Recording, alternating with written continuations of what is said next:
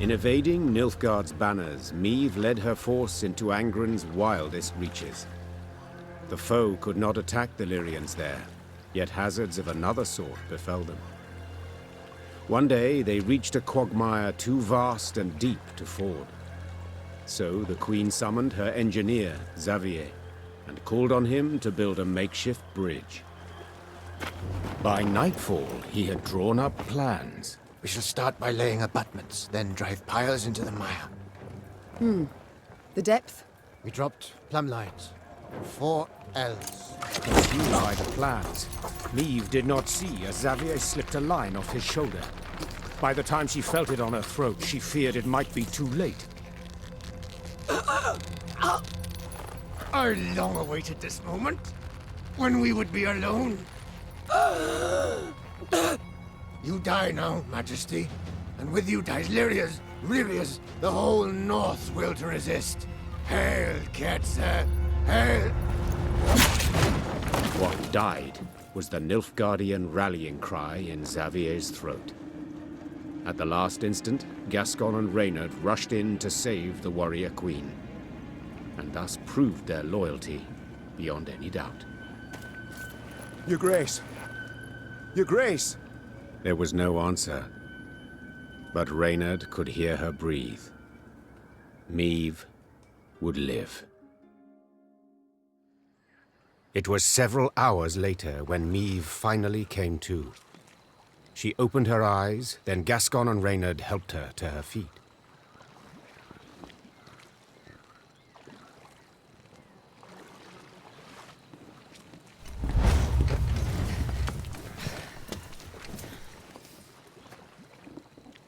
Careful, Your Majesty. I should have been more careful earlier. Damn it. If you two hadn't... No need for words.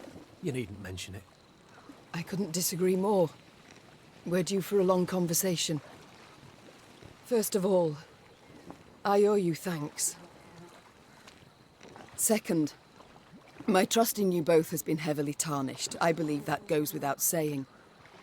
Yet today you proved beyond all doubt that I can rely on you. So I thank you. To serve under your banner, Majesty, it is an honor.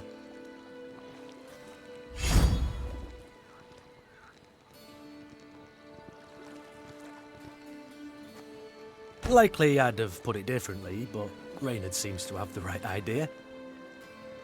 Very well. We've reassured ourselves of admiration for one another enough. We've matters to which we must attend. I trust as I lay there dead to the world, you did not sit about with your thumbs up your bums. Have you at least learned why Xavier betrayed us, sided with the Empire? In a manner of speaking, yes. Your Grace, the rogue who lunged at you, in truth, was one Gwalter Aep Llwynog, a Nilfgaardian spy.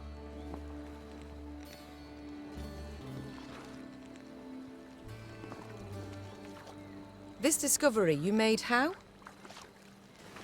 We found in his toolbox a concealed compartment, letters inside. Though encrypted, we managed to decipher them. They were the Grey Rider for you to read. A swine. An Imperial spy in my ranks this whole time.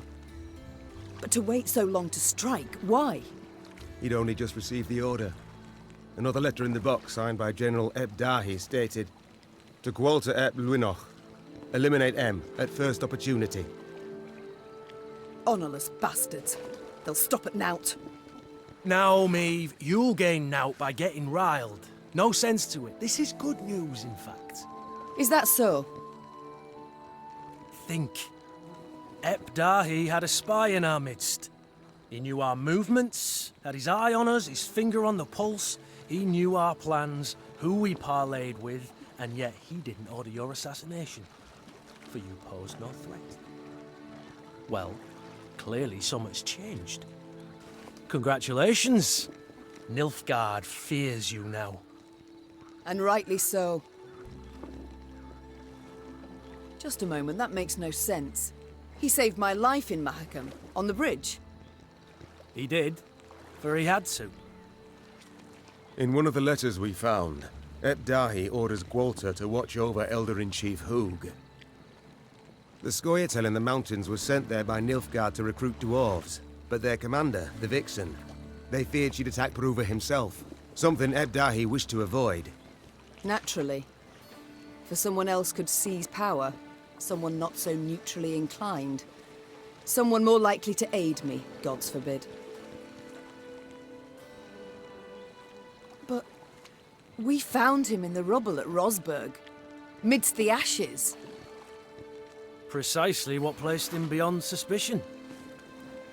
We suspect Gwalter enlisted with the Edanians some years past, infiltrated that army. He had a hand in Rosberg's defense. Then, when the time was right, he lent that same hand to its demise. Caused an explosion that tore a hole through its walls. It worked, but at a price. He suffered severe burns. If not for our medics, he'd have... Stop. So it was not elves who brought about the fort's fall as he claimed? A filthy lie to stoke the fires of racial hatred, to stir conflict and chaos and rage that would make the realm of Edirn waver and fall. If we're to judge by Rayla's actions, he was rather successful. Bastard. Yet even so badly hurt, in such pain, not for a moment did he drop his mummer's act. I've heard much of Nilfgaardian spies, Your Grace.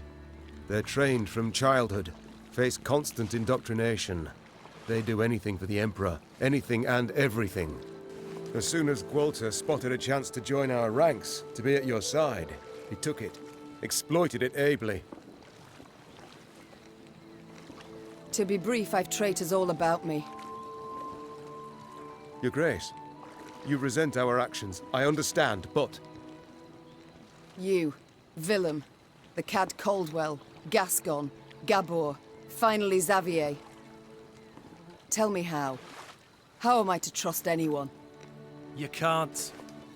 Amongst all the realms in the north, you're Nilfgaard's sole rival. One remaining threat. All other rulers either soundly defeated and enchained, or tails tween their legs, they've donned Nilfgaard's leash. The Black-Clads will do all to destroy you, if not upon the field, then in secret, with an assassin and a quick, sharp blade. What's left? Prayer?